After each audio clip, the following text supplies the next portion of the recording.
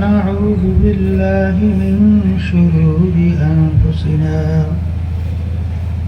من يهده الله فلا مضل له ومن يضلله فلا هادي له ونشهد أن لا إله إلا الله وحده لا شريك له ونشهد أن محمدا عبده ورسوله أما بعد فأعوذ بالله من الشيطان الرجيم بسم الله الرحمن الرحيم ولقد كرمنا بني آدم وقال تعالى أولئك كالأنعام بل هم أضل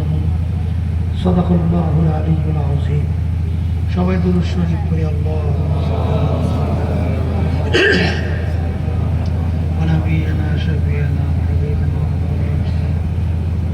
صلى الله عليه وعلى آله وأصحابه وسلم اللهم صل على سيدنا ونبينا وشفيعنا وحبيبنا ومولانا محمد صلى الله عليه وعلى آله وأصحابه وسلم اللهم صل على سيدنا ونبينا وحبيبنا ومولانا محمد صلى الله عليه وعلى آله وأصحابه وبارك وسلم দূরের বাহিরে মাইকের শব্দ আর ভিতরের মাঠের শব্দ একরকমের করেন, আর ডান পাশের বাম পাশের সাউন্ড বক্সের শব্দ আরো বাড়ান। কথা বোঝেন না যে কি কথা বলি?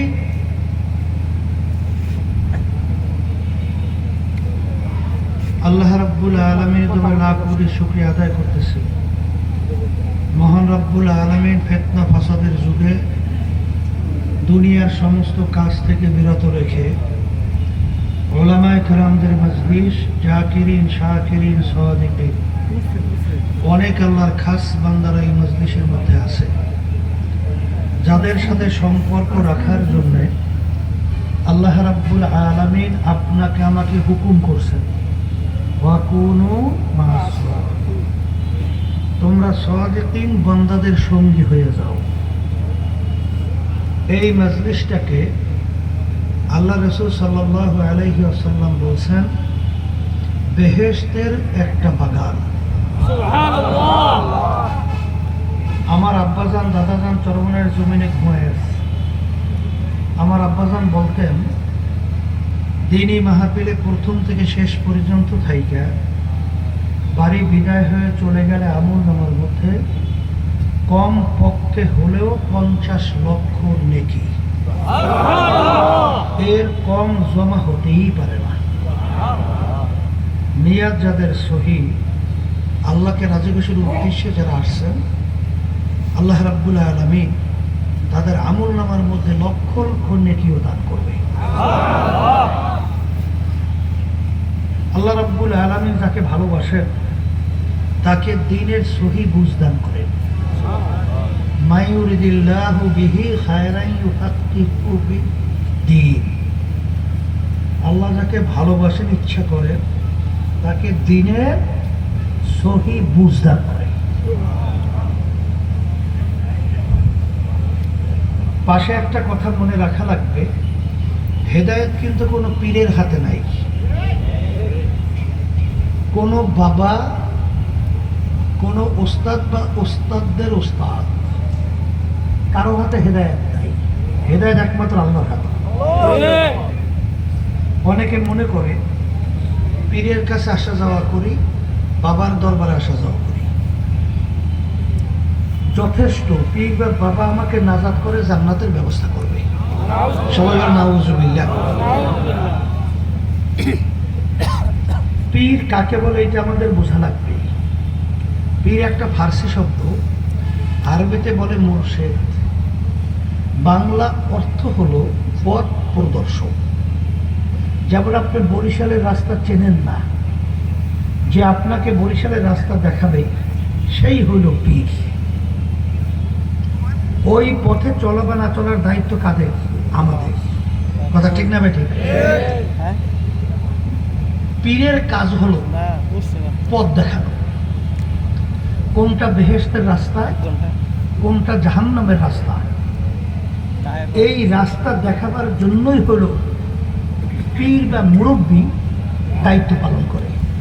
কথা ঠিক কিনা? ওই পথে চলাবে না চলার দায়িত্ব কিন্তু আপনার এবং আমার, আর মানজিল মাকসুদে পৌঁছাবার মালিক হলো আল্লাহ। কথা ঠিক না?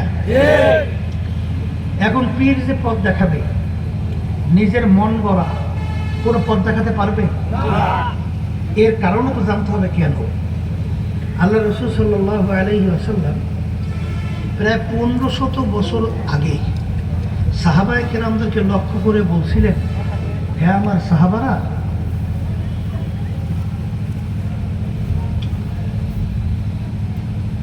তারাক্তু ফীকুম আমরাইন লান তাদিল্লু মা তামাসসাকতুম বিহিমা কিতাবাল্লাহ ওয়া সুন্নাত রাসূলি। আল্লাহ রাসূল সাল্লাল্লাহু আলাইহি ওয়াসাল্লাম বলছিলেন, আমি তোমাদের কাছে দুইটা জিনিস রেখে দিলাম। কয়টা জিনিস? যদি তোমরা মজবুত করে ধরতে পারো, তোমরা ধ্বংস হবে না, জাহান্নামে যাবে না। কয়টা? একটা হলো কোরআনুল কারীম, আল্লাহর কিতাব, আর একটা হলো সুন্নাহ। কথা ঠিক না বেঠিক? এখন আমার ভাইদেরকে বলবো, পর্দার আড়ালের মা বোনরা যারা শুনতেছেন, পীর তো ভালো কথা, পীরের বাবারও কোনো ক্ষমতা নাই যে আপনাকে আমাকে কোরআন এবং হাদিসের বাহিরে কোনো রাস্তা দেখাবে আর সেই পথে আমরা চলবো আর বেহেশতে যাব। এটা একটা অযৌক্তিক কথা। তাই পীরের কাজ হলো কোরআন এবং হাদিস অনুযায়ী কি দেখানো? পথ দেখানো। কথা ঠিক? ওই পথে চলার দায়িত্ব কাদের? আর উদ্দেশ্যে পৌঁছাবার মালিককে আল্লাহ। এই জন্য আমার ভাইদেরকে বলবো, আর সবসময় ওই হাদিস মনে রেখেন। তিরমিজি শরীফের হাদিসের মধ্যেও আসছে, মিশকাত শরীফ হাদিসের মধ্যেও আসছে। আল্লাহ রাসূল সাল্লাল্লাহু আলাইহি ওয়াসাল্লাম বলে গেছেন, হে আমার সাহাবারা, কিয়ামত পর্যন্ত উম্মতেরা, আমার আগের নবীর উম্মতদের মধ্যে ৭২ দল ছিল। কয় দল? আমার উম্মতের মধ্যে কিন্তু ৭৩টা দল হবে। কয়টা দল হবে? এই যে ৭৩ দল হবে, এটা কিন্তু হিন্দু, খ্রিস্টান, ইহুদি, বৌদ্ধ, অন্য অন্য ধর্ম অবলম্বী এই সব মিলে যে ৭৩ দল তা কিন্তু না। যারা আল্লাহর নবীকে নবী মানে, যারা আল্লাহর উপরে ঈমান আনছে, এদের মধ্যেই কয় দল হবে? ৭৩ দল হবে। আল্লাহ রাসূল সাল্লাল্লাহু আলাইহি ওয়াসাল্লাম বলে গেছেন, এই ৭৩ দলের মধ্যে ৭২টা দল ধ্বংসপ্রাপ্ত হয়ে জাহান্নামে চলে যাবে। কয় দল ধ্বংসপ্রাপ্ত? বলেন। একটা দল শুধু নাজাত পেয়ে জান্নাতে। কথাটা কি আমি বলছি? কোন পীর, মুফতি, মুহাদ্দিস কেউ বলছে? আল্লাহ রাসূল সাল্লাল্লাহু আলাইহি ওয়াসাল্লাম বলছেন। এখন সাহাবায়ে কেরাম প্রশ্ন করছিলেন, হে আল্লাহর রাসূল, যদি ৭৩ দলের ভিতরে ৭২ দল ধ্বংসপ্রাপ্ত, একটা দল যদি নাজিমানি নাজাত পেয়ে জান্নাতে যায়, সেই দলটার পরিচয় কি? আল্লাহ রাসূল সাল্লাল্লাহু আলাইহি ওয়াসাল্লাম পরিষ্কারভাবে হাদিসের মধ্যে পরিচয় দিয়েছিলেন, মা আনা আলাইহি ওয়া আসহাবি, আমি এবং আমার সাহাবারা। মুখস্থ করেন। আল্লাহ রাসূল বলতেছেন, আমি এবং আমার সাহাবারা যেই পথ, যেই মত, যেই নীতি, যেই আদর্শ, যেই সূরাত, যেই সিরাত, যেই আকীদার মধ্যে আছে, কিয়ামত পর্যন্ত যারাই এই নিয়মে থাকবে তারাই নাজাত পেয়ে জান্নাত। এখন আমার ভাইদেরকে বলবো, শোনেন, আমরা বাজারে বাজার করি না? করি না? আচ্ছা, মাল করার সময় একটু পরীক্ষা নিরীক্ষা করি, কোরাই করি কিনা? একটু আসতে পারে। চাউল কেনার সময় যাচাই বাছাই করি না? চাউল অনেক সময় মুখের ভিতরে দিয়ে চিবাইয়া দেখি নরম না শক্ত, আবার হাতের ভিতরে নাকের ভিতরে